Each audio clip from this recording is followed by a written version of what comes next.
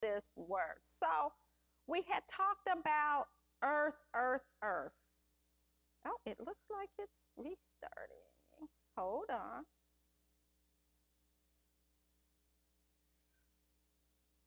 All right. Very good. So we had talked about the memory verse. We had talked about, oh, earth, earth, earth, hear the word of the Lord. Hear the word of the Lord. All right. I'm just making sure I got the right screen up in YouTube. Okay. Give me one more minute. There. So I can see the scriptures you added. So did anybody get another scripture? We had two good scriptures. Anybody get another scripture that explains what the earth is? Anyone out there? Let's go to, I know you're coming back in, but I have a scripture for you. Sister Corinza, could you read Lamentations, the 4th chapter, verse 2? Lamentations, the 4th chapter, verse 2. Could you read that for us? The precious sons of Zion. All right, talking about the sons of Zion, right? Comparable to fine gold. And now it's making a comparison of the precious sons of Zion. Who are the sons and daughters of Zion? The people of God, all right? What else does it say? How are they esteemed as earthen pitchers? Oh, what? It says clearly, how are they esteemed or valued or looked upon as earthen pitchers? What else? The work of the hands of the potter. Oh, isn't that something? The work of the hands of the potter. I want God to keep working on me. Sometimes it hurts a little bit, but I just want God to keep working on me. All right? We talked about 2 Corinthians 4 and 7. Let's go to 1 Chronicles 16 and 33. 1 Chronicles 16 and 33. Another scripture that explains what the earth is.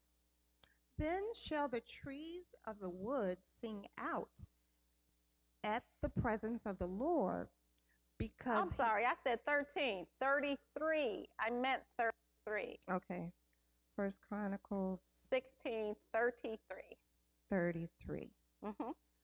Then shall the trees of the wood sing. That is 16:33.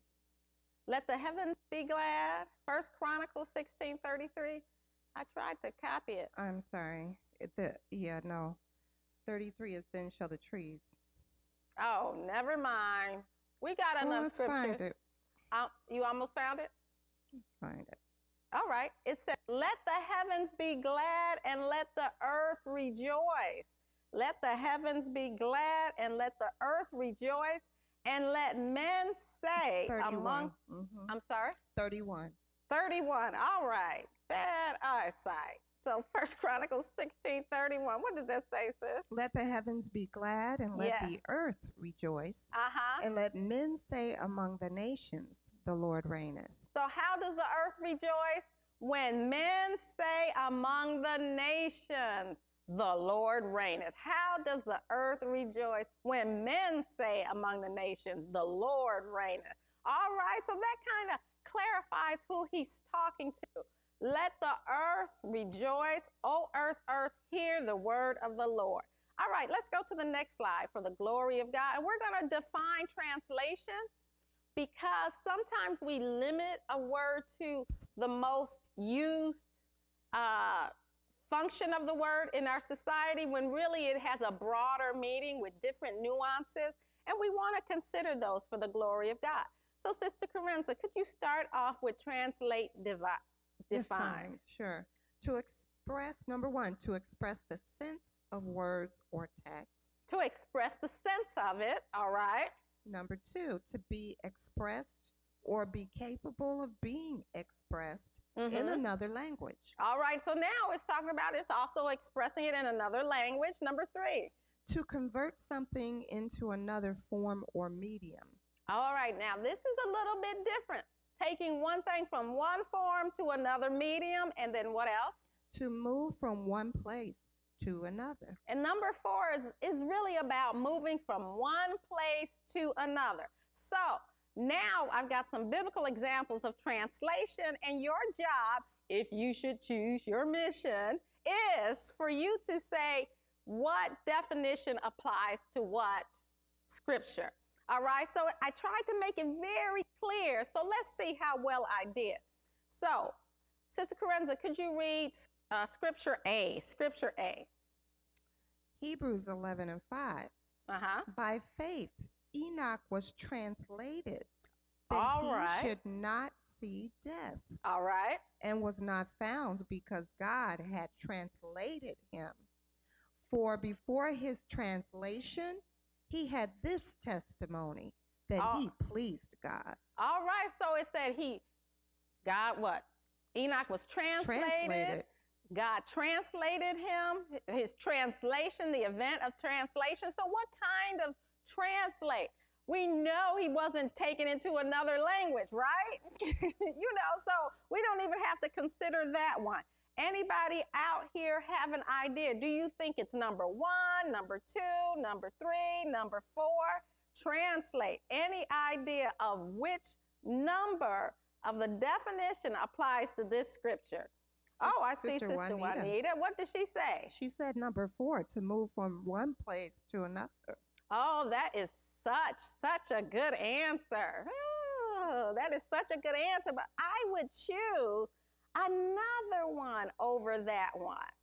All right, because it wasn't just the place that he changed for Enoch. He changed something else from Enoch. Anybody else? Oh, Sister Tashana, she said number 3. Number 3 is to convert something into another form or medium. And you know what?